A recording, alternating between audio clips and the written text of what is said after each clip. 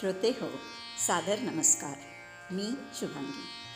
आज आपण एक छोटंसं आणि छानसं स्तोत्र पाहणार आहोत, ज्याचं शीर्षक आहे श्री महाविष्णू स्तोत्र.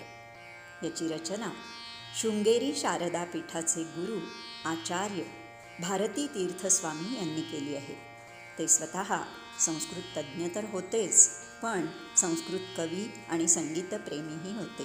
त्यामुळं त्यांच्या काव्यात गेयता, लय आणि नादमधुरता आहे. या स्तोत्राचा अगदी थोडक्यात भावार्थ असा आहे. अनंत गुणांचं भांडार असलेल्या, अनाथांचा पाठीराखा असणाऱ्या, देवांच्याही शत्रूंचा पराभव करणाऱ्या गरुडारूढ शेषशायी भगवंता, या पृथ्वीतलावरील तुमच्या सर्व भक्तांचं आणि माझंही रक्षण करा. हे देवा, माझं दुःख दूर करा, माझी पापं नष्ट करा. या स्तोत्रामध्ये 6 श्लोक आहेत. प्रत्येक श्लोकानंतर देवाकडं त्रिविध ताप, दुःख आणि पाप दूर करण्यासाठी आर्त प्रार्थना केली आहे.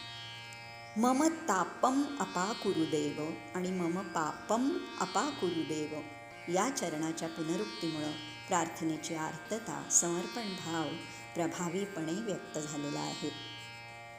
देवापुढे किंवा देवाप्रती भक्ती आणि शरणागती हाच यातील मुख्य भाव आहे. चला तर मग हे स्तोत्र म्हणूया. याची चाल नादमधुर आहे, त्यामुळं म्हणायला ऐकायला छानच वाटतं. ओम श्री विष्णवे नमः. गरुडगमन तव चरणकमलमिह मनसि लसतु मम नित्यं. गरुडगमन तव चरणकमलमिह मनसि लसतु मम नित्यं. मनसि लसतु मम नित्यं. मम तापम पाकुरुदेव, मम पापम पाकुरुदेव, मम तापम पाकुरुदेव, मम पापम पाकुरुदेव. जलजनयन विधिनमुचिहरण मुख विबुध विनुत पदपद्म. जलजनयन विधिनमुचिहरण मुख विबुध विनुत पदपद्म. विबुध विनुत पदपद्म.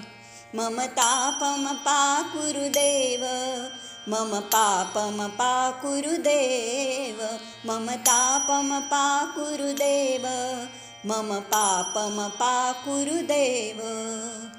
भुजगशयन भव मदन जनक मम जनन मरण भयहारिन्. भुजगशयन भव मदन जनक मम जनन मरण भयहारिन्. जनन मरण भयहारिन्. मम तापम पाकुरुदेव, मम पापम पाकुरुदेव, मम तापम पाकुरुदेव, मम पापम पाकुरुदेव. शङ्खचक्रधर दुष्टदैत्यहर सर्वलोकशरण. शङ्खचक्रधर दुष्टदैत्यहर सर्वलोकशरण. सर्वलोकशरण. मम तापम पाकुरुदेव, मम पापम पाकुरुदेव, मम तापम पाकुरुदेव, मम पापम पाकुरुदेव. अगणित गुणगण अशरण शरणद विदलित सुररिपुजाल. अगणित गुणगण अशरण शरणद विदलित सुररिपुजाल. विदलित सुररिपुजाल. मम तापम पाकुरुदेव, मम पापम पाकुरुदेव, मम तापम पाकुरुदेव, मम पापम पाकुरुदेव. भक्तवर्यमिह भूरि करुणया पाहि भारती तीर्थं. भक्तवर्यमिह भूरि करुणया पाहि भारती तीर्थं. पाहि भारती तीर्थं. मम तापम पाकुरुदेव, मम पापम पाकुरुदेव, मम तापम पाकुरुदेव, मम पापम पाकुरुदेव, मम तापम पाकुरुदेव मम पापम पाकुरुदेव मम तापम पाकुरुदेव मम पापम पाकुरुदेव इति जगद्गुरु शृङ्गेरी पीठाधिपति भारतीतीर्थस्वामिना विरचितं महाविष्णुस्तोत्रं सम्पूर्णम्।